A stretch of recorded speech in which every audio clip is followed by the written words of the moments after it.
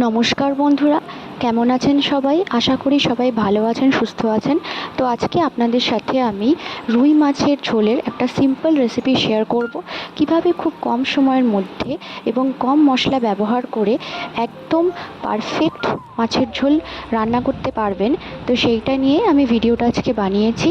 তাহলে চলুন স্টার্ট করা যাক। তো প্রথমেই আমি মাছগুলোকে নুন হলুদ মাখিয়ে রেখে দিয়েছিলাম।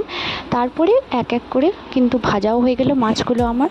তো মাছগুলো ভাজা হয়ে গেলে ওই প্যানের মধ্যে কিন্তু অল্প পরিমাণে তেল নিয়ে আমি একটা গোটা পেঁয়াজ কিন্তু ভেজে নিচ্ছি।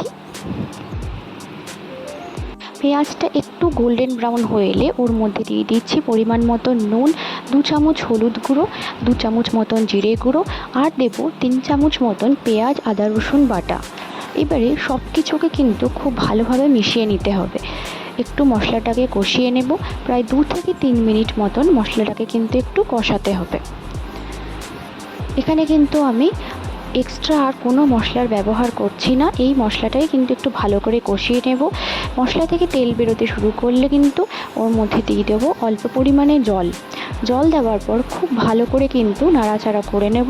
মিশিয়ে নেওয়ার পর একটুখানি ঢাকা দিয়ে রান্না করব প্রায় 10 মিনিট। ফুটে এলে কিন্তু ওর মধ্যে ভেজে রাখা মাছগুলো দিয়ে দেব।